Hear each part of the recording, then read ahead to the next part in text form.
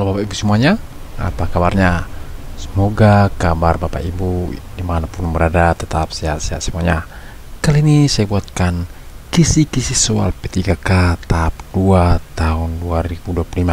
Ini anggaran 2024 Bapak ya, yang baru lulus seleksi administrasi. Soal-soal yang saya buatkan ini berupa tes kompetensi manajerial dan pembahasannya. Bagian yang pertama, kita langsung aja ke soal yang pertama.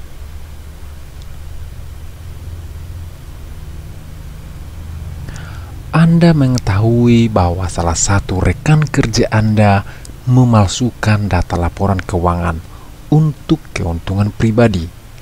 Apa yang sebaiknya Anda lakukan? A. Mengabaikan situasi karena bukan tugas Anda untuk menanganinya. B. Membicarakan masalah tersebut dengan rekan kerja secara langsung tanpa melaporkannya. C. Melaporkan tindakan tersebut kepada atasan sesuai prosedur yang berlaku. D. Menunggu sampai ada bukti lebih lanjut sebelum bertindak. E. Mengajak rekan kerja lain untuk mengatasi masalah secara internal.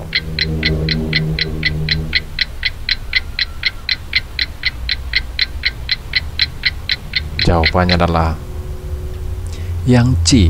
Melaporkan tindakan tersebut kepada atasan sesuai prosedur yang berlaku. Kita lihat pembahasannya Bapak Ibu. Menjaga integritas berarti bertindak jujur dan sesuai dengan aturan yang berlaku.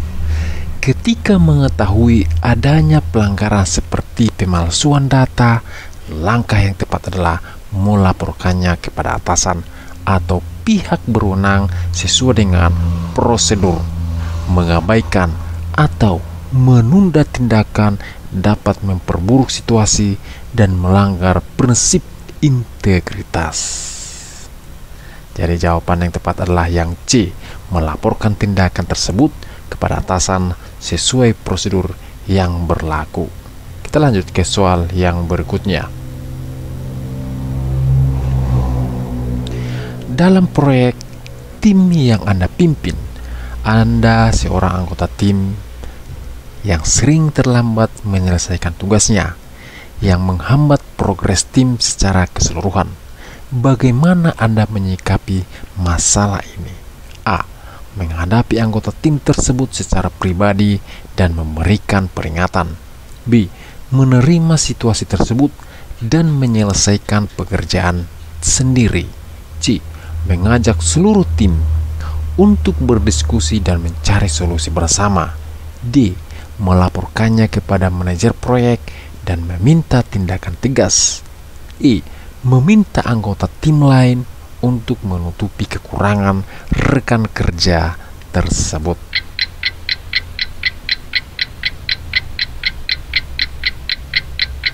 Jawabannya adalah yang C. Mengajak seluruh tim untuk berdiskusi dan mencari solusi bersama. Kita lihat pembahasannya. Kerjasama yang baik dalam tim memerlukan komunikasi yang terbuka dan mencari solusi bersama ketika ada masalah. Mengajak seluruh tim berdiskusi memungkinkan semua anggota memahami situasi dan berkontribusi dalam mencari solusi. Ini juga meningkatkan rasa tanggung jawab dan kerjasama dalam tim. Itu dia pembahasannya ya Bapak Ibu. Jadi jawaban yang tepat adalah yang C. Mengajak seluruh tim untuk berdiskusi dan mencari solusi bersama. Kita lanjut ke soal yang berikutnya.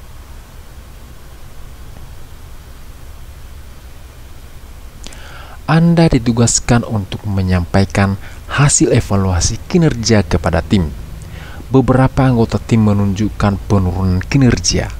Bagaimana cara terbaik untuk menyampaikan informasi ini? A. Mengkritik anggota tim yang berkinerja rendah secara terbuka dalam rapat tim. B. Menyampaikan informasi secara pribadi kepada anggota tim yang bersangkutan dengan memberikan solusi untuk perbaikan. C. Mengumumkan penurunan kinerja tanpa memberi tanpa memberikan saran perbaikan. D. Menyampaikan informasi secara tertulis kepada seluruh anggota tim. E. Membiarkan mereka mengetahui sendiri dari hasil evaluasi tertulis.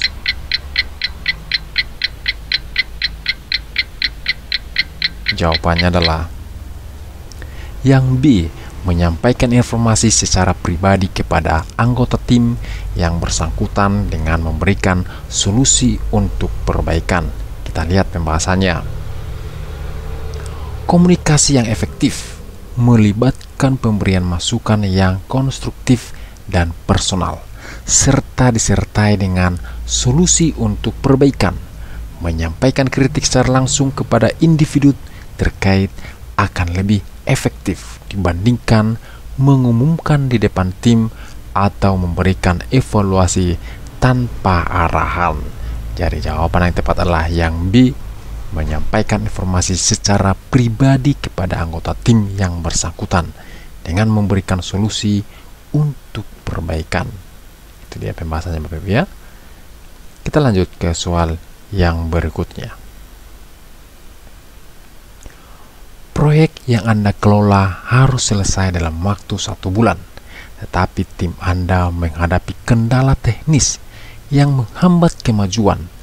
Apa yang akan Anda lakukan untuk memastikan proyek tetap selesai tepat waktu? A.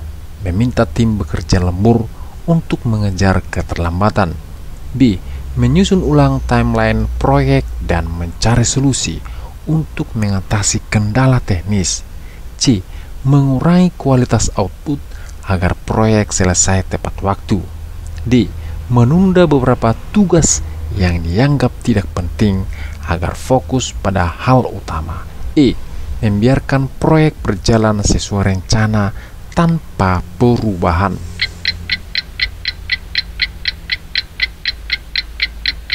Jawabannya adalah yang B. Menyusun ulang timeline proyek dan mencari solusi untuk mengatasi kendala teknis. Kita lihat pembahasannya. Orientasi pada hasil berarti berfokus pada pencapaian tujuan dengan cara yang efektif, menyusun ulang timeline dan mencari solusi untuk kendala teknis merupakan langkah proaktif yang menunjukkan fokus pada hasil tanpa mengorbankan kualitas pekerjaan. Jadi jawaban yang tepat adalah yang B. Menyusun ulang timeline proyek dan mencari solusi untuk mengatasi kendala teknis. Kita lanjut ke soal yang berikutnya. Seorang warga mengajukan keluhan terkait pelayanan yang diterima di instansi Anda. Anda mengetahui bahwa keluhan tersebut disebabkan oleh kesalahpahaman warga terhadap prosedur yang berlaku. Apa yang sebaiknya Anda lakukan? A. Menyampaikan bahwa masalah tersebut bukan kesalahan instansi. B. Menjelaskan dengan detail prosedur yang benar dan memberikan bantuan agar warga memahami prosesnya. C. Mengabaikan keluhan tersebut karena bukan kesalahan instansi. D. Mengarahkan warga untuk membaca ulang informasi yang sudah ada. E. Meminta warga untuk menghubungi pihak lain yang bertanggung jawab.